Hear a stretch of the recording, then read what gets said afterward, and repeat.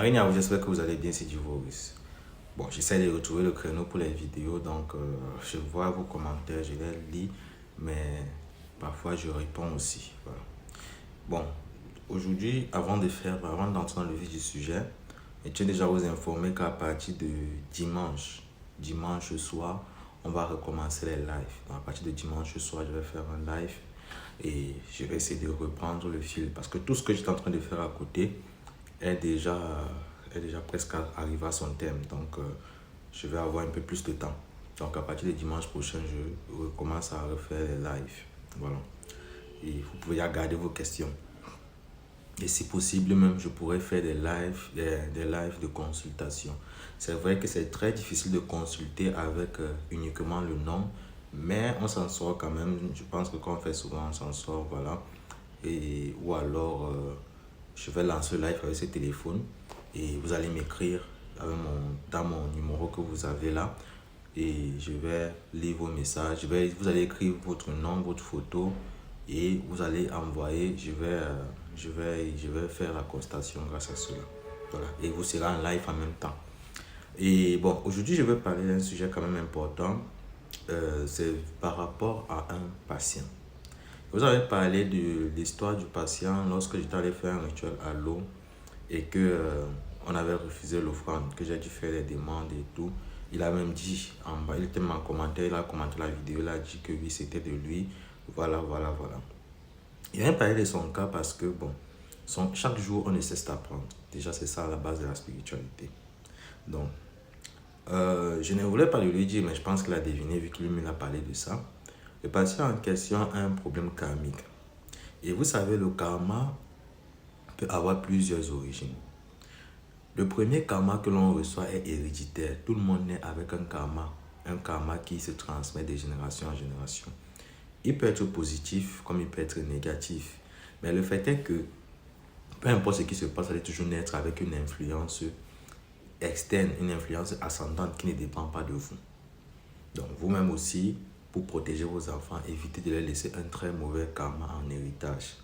Voilà déjà la première chose. La deuxième chose, toutes les actions qu'on mène, tout ce qu'on fait dans la vie, on le reçoit au triple aussi. Donc tout ce qu'on émet, on reçoit ça en triple, donc multiplié par 3. Donc c'est aussi les effets du karma. Donc tout le monde a une sorte de karma qu'il doit payer. Maintenant, la lourdeur, l'intensité de ce karma est proportionnelle aux actes que nous commettons tous les jours ou alors que nos ancêtres ont commis. Vous allez vous rendre compte que dans certaines familles, par exemple, où par exemple le père est violent, ses filles sont très susceptibles à se marier à des hommes violents. Des familles où parfois, je peux prendre un cas de karma, peut-être dans ma famille, qui est très palpable vu qu'on en parle. Ma famille paternelle, généralement, ils avaient de sérieux problèmes avec les femmes de leurs frères. Donc, les tantes, la plupart ne s'attendaient pas avec les femmes du père et les femmes des oncles. Donc, ce qui amenait beaucoup de problèmes. Et on se rend compte aujourd'hui que la plupart des cousines ont du mal à se marier ou alors à rester dans un mariage. Et tout le monde le dit que parfois c'est le karma de ces actions-là. Donc, voilà par exemple un cas. Mais bon, c'était pas ça le sujet. Le frère en question, l'ami en question, il a un problème de karma. Quand il m'avait contacté, il m'avait dit je suis prêt à tout. Comme mon ami l'Indien qui est aujourd'hui est déjà tranquille. Il m'avait dit il est prêt à tout, il est même prêt à se suicider, même s'il faut juste que on lui fasse un truc de magie, non, il obtient l'argent et il rembourse ses dettes et il meurt, il n'a pas de problème. Bon, moi, vous me connaissez, il est conseillé et Dieu merci m'a écouté. On a fait plusieurs travaux, on a fait des travaux, je crois qu'on a fait 3 travaux. C'est le 3e travail qui est en train d'agir là où on était allé à l'eau. Donc, c'est parce qu'il fallait qu'il fasse une doléance lui-même personnellement à l'eau. Et même pendant la prochaine pleine lune, pendant le mois de mai, j'ai des initiations à faire. Donc, quand il sera à l'eau, il y aura aussi d'autres personnes qui seront là. Peut-être pas pour les initiations, mais pour laver le karma. Parce que le rituel initiatique est l'un des rituels les plus puissants qui existent. Déjà, c'est considéré comme le plus puissant. Donc, on va profiter du fait que cette brèche sera ouverte, cette porte sera ouverte, pour qu'il refasse cette doléance-là. Pourquoi je veux cela? Quand on a fait les doléances, on a fait les différents travaux à l'eau, Bon, pour ceux avec qui je travaille à l'eau, pour ceux qui sont déjà venus voir de leurs propres yeux, quand tu vas à l'eau, premièrement, tu annonces ta venue. Pour un initié, bien sûr, tu annonces ta venue. Lorsque tu annonces ta venue et que tu commences à faire les invocations, les esprits se manifestent très rapidement.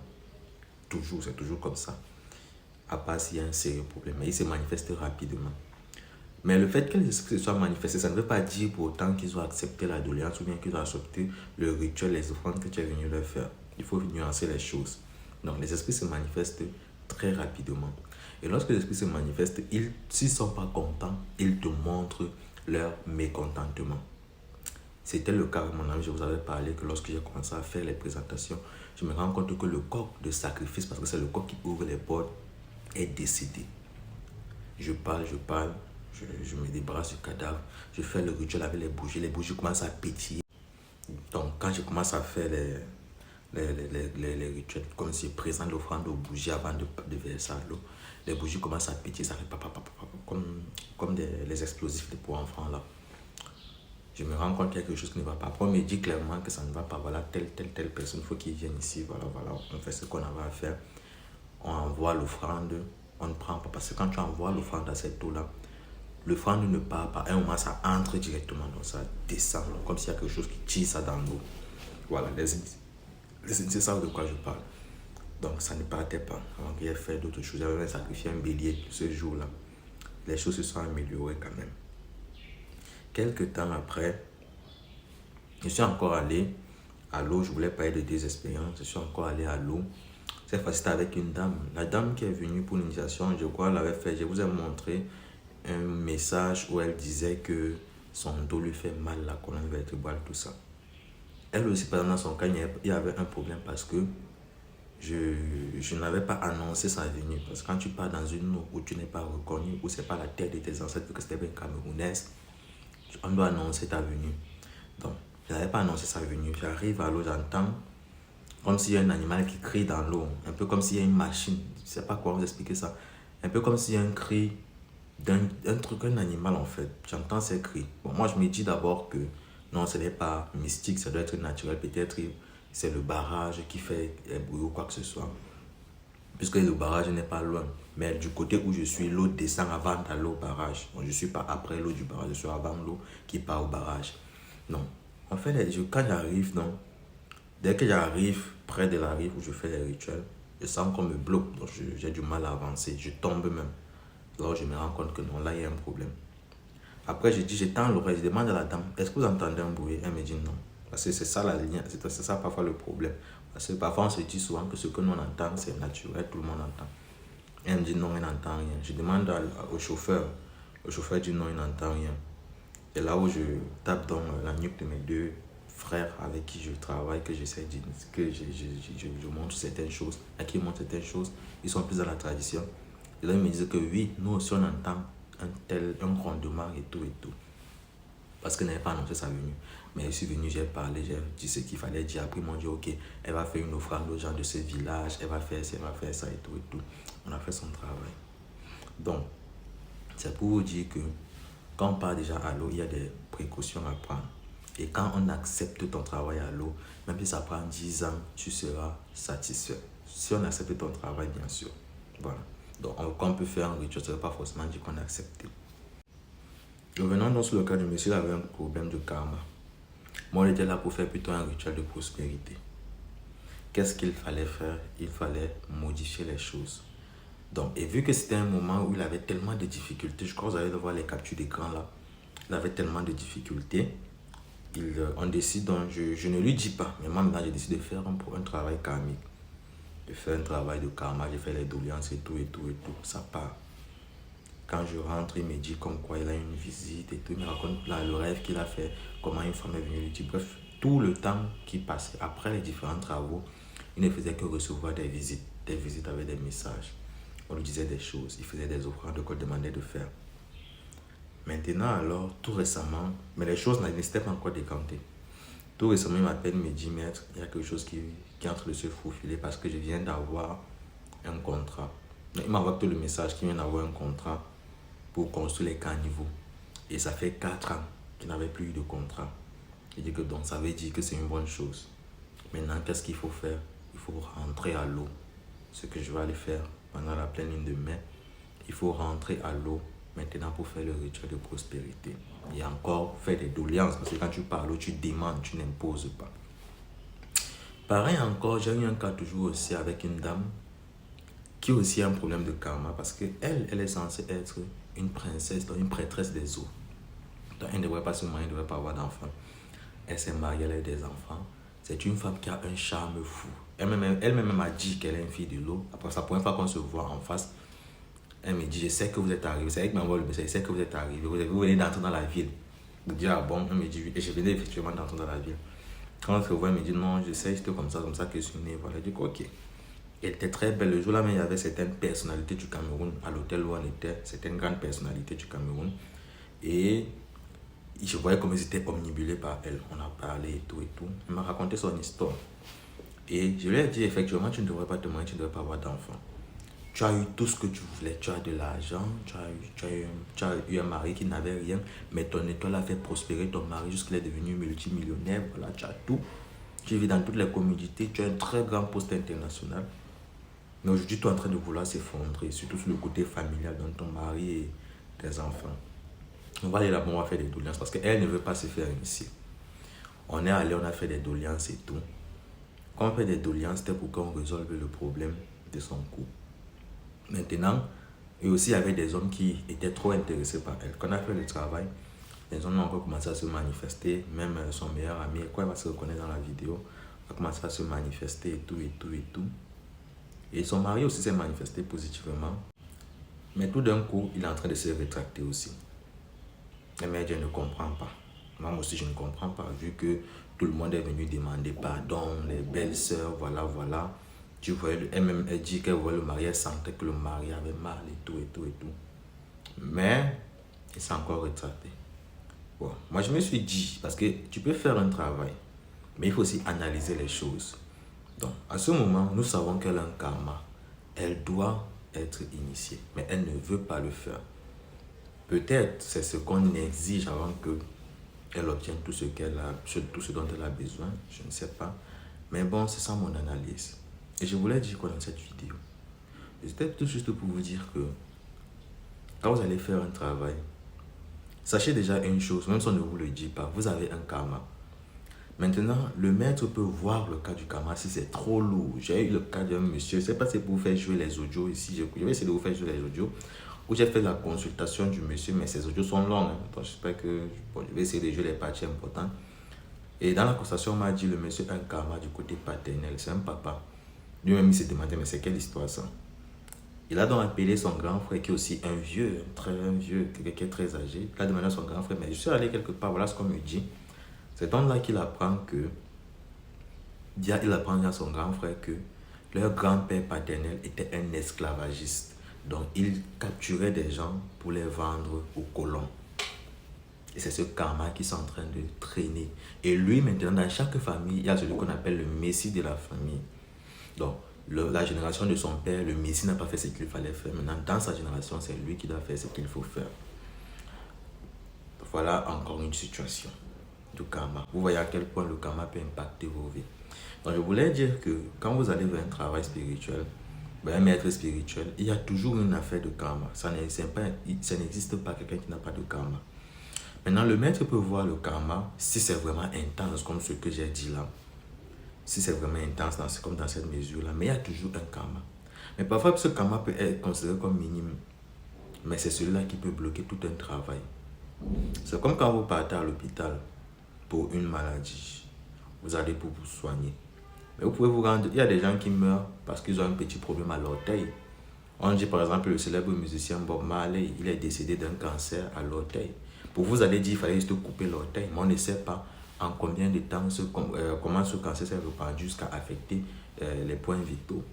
Donc c'est comme ça. Parfois, ce sont des petites choses qui peuvent impacter la réussite de notre rituel. Donc, surtout le karma. Maintenant, pour laver votre karma, vous pouvez faire des doléances, mais ça ne sera pas suffisant. Ça dépend du degré du karma. À vrai dire, tout ce que vous avez dit là, je me suis retrouvé dessus à 100%. C'est un peu comme si au départ, je vous avais dit quelle était ma vie, mais j'ai même encore regardé en haut pour regarder si vous avez dit comment était ma vie, mais je me rends compte que je ne vous avais presque donné aucune information à part mon nom, ma photo et tout. Oui, pour le côté des finances, mais toujours concernant le côté des finances, comme vous avez dit que je dois faire dans le business. Donc pour le moment, j'ai appelé mon grand frère. Concernant le côté mystique, maître, comme vous m'avez dit qu'il y a un problème du côté paternel, j'ai appelé mon grand frère, parce que moi je suis d'une famille polygamique, où je suis l'avant-dernier fils de la famille, où mon père nous a fait à plus de 15, à plus de 20 même. Et c'est même moi le successeur. J'ai appelé mon grand frère, dont le fils aîné de mon papa, qui est comme mon père, parce qu'il il a des petits-fils qui me dépassent en âge. Je l'ai appelé, je lui ai demandé que mais ça, c'est quel problème, qu'on parle d'un problème polygamique. C'est là où il m'a expliqué certaines choses, en me disant que notre arrière-grand-père paternel, donc le grand-père de mon papa, à son époque, faisait le commerce des esclaves. Donc, ils faisaient le commerce des esclaves et qu'eux, on les avait déjà dit, qu'ils connaissent déjà qu'on avait dit que que dans la famille, on va seulement souffrir parce que tout ce que nous on travaille, ça part vers cette famille que l'arrière-grand-père avait pris pour faire le commerce des esclaves avec. Et que franchement, c'est compliqué parce que vraiment, sans vous mentir, nous sommes vraiment diminués dans cette famille-là. Très, très diminués. Très, très. Donc, c'est le commerce des esclaves-là. Il nous dit que c'est ça qui... Si c'est un karma générationnel, par exemple, comme pour le monsieur dont le grand-père était esclavagiste, un simple bain ne pourra pas suffire à cela. Si c'est un karma, par exemple, comme pour la dame, où on exige qu'elle doit se faire initier, elle doit accepter son travail dans les filles de l'eau, un simple bain ne pourra pas le faire. Donc, mais pendant c'est ça les petits karmas du genre, une femme m'a remboursé, au lieu de 1000 francs, elle m'a remboursé 1500 francs, j'ai pris les 500 francs sans le lui dire. Là, c'est des choses comme ça qu'on peut gérer. Je crois qu'il avait donné un rituel pour le karma. C'est pour ce genre de choses qu'on fait ce genre de rituel. Maintenant, quand c'est un karma lourd, si vous vous rendez compte que vous faites un travail une fois, deux fois, trois fois, même si le maître ne voit pas, commencez déjà à vous poser des questions. Commencez déjà à vous dire, est-ce que c'est pas par exemple un problème de karma? Parce que peut-être c'est peut-être un karma qu'on n'a même pas vu. Ou alors c'est quelque chose qui ne dépend pas de moi. Essayez d'arranger cela. L'initiation, par exemple, j'aime parler de l'initiation, c'est un exemple pourquoi. L'initiation, par exemple, quand quelqu'un se fait initier, tu as l'avantage que tes doléances que tu demandes, on tient compte de ça. On tient beaucoup compte de ce que tu as demandé. Et aussi, on fait l'effort de t'éveiller par rapport à ton problème de karma, ou alors on le bannit. Donc, parce que quand tu t'inities, tu renais de nouveau. L'initiation peut se faire de différentes manières. Tu vas aller chez quelqu'un qui va te donner une écorce, il va dire mange. Tu manges, il te dit tu es initié. Bah, tu vas dire, il m'a donné juste une écorce, mais tu ne sais pas d'où cette écorce vient. Tu arrives chez quelqu'un qui te prend ici dans l'eau, comme le baptême, on te trempe dans l'eau, on te ressent, on dit ressort, tu es initié. Tu te dis, mais attendez, mais qu'est-ce que j'ai subi là? Ce n'est que ça l'initiation. Oui, ce n'est que ça. Le reste des rituels, les méditations, tout ça, c'est l'apprentissage, ce n'est pas l'initiation. Donc c'est l'apprentissage, c'est l'étape qui suit après l'initiation. Maintenant, quand quelqu'un s'initie, on veille toujours à ce qu'on fasse des doléances par rapport à son karma.